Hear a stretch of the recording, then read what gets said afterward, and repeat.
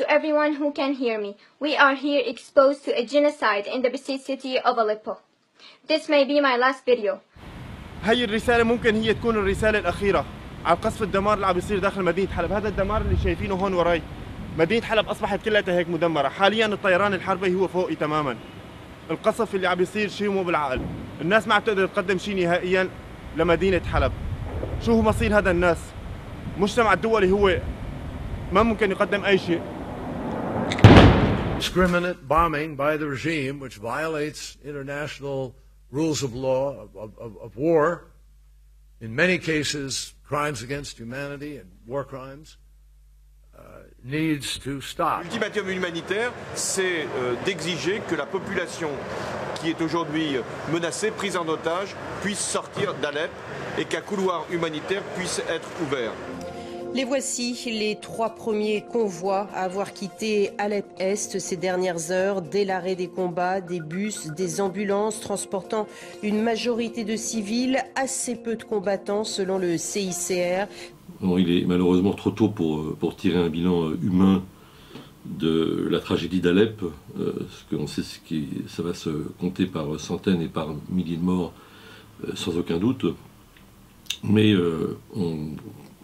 on peut déjà mesurer, disons, l'ampleur de la tragédie. Alors je ne m'interrogerai pas sur pourquoi, disons, ce régime décidément épouvantable, et c'est déjà une longue histoire depuis le père Hafez el-Assad et puis cet héritage clanique, disons, du fils, plus l'appui bien entendu décisif de Poutine, qui est un personnage qui est habitué à ce genre de tapis de bombe. Hein. Il avait déjà expérimenté sa technique définitive sur le peuple tchétchène. On ne s'interrogera pas sur le pourquoi de cette cruauté. Je pense que ça appartient malheureusement à la psychologie humaine, et c'est sans doute trop mystérieux, cette volonté d'accaparer le pouvoir au prix du meurtre, de la torture, du massacre, du gazage des populations, etc. En revanche, ce qui m'interpelle, c'est le silence des opinions internationales.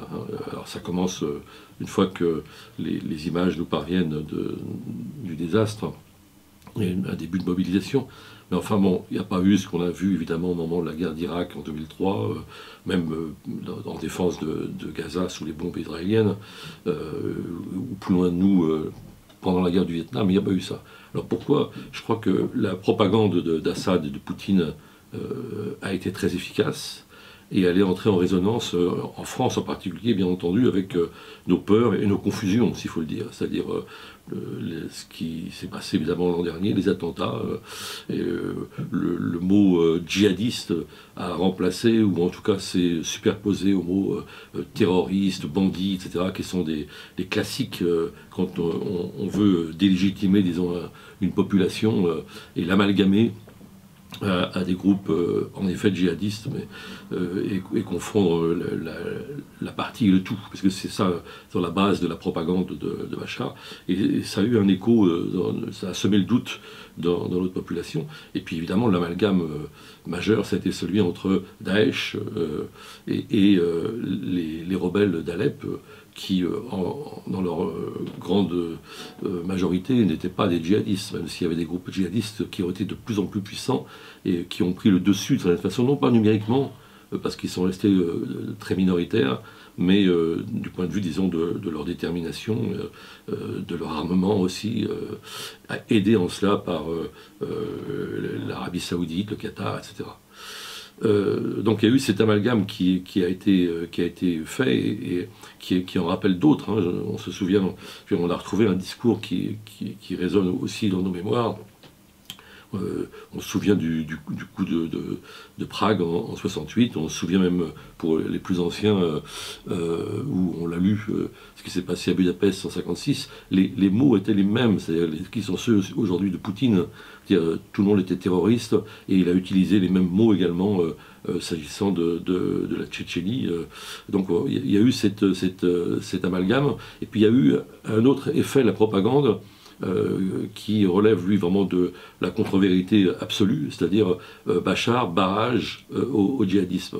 C'est tout le contraire, parce qu'en fait, Bachar, non seulement sur le champ de bataille, a été complice, disons, de Daesh, il a même bombardé les rebelles quand ceux-ci repoussaient Daesh hors d'Alep, et il a aussi libéré les dirigeants islamistes des prisons, il leur a permis par 2 fois, et encore dernièrement, de prendre Palmyre sans combattre, mais je dirais plus profondément encore, ce qui est plus grave pour l'avenir, il produit évidemment des générations de djihadistes, et la communauté internationale est complice de ce point de vue, puisque le sentiment d'abandon va faire son effet. Alors tout ça a ajouté, il ne faut pas l'oublier non plus, parce que je crois toujours à la centralité du conflit israélo-palestinien, au veto américain qui se superpose au veto russe sur la Syrie.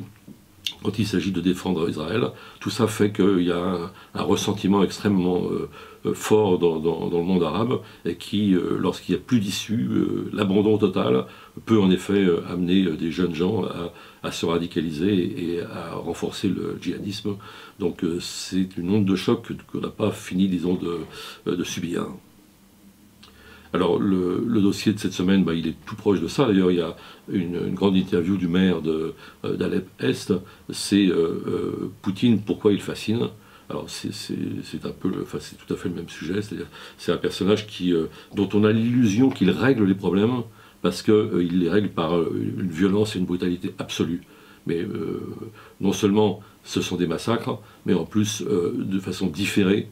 Ça engendre des réactions qui sont perverses, telles que le djihadisme ou le terrorisme.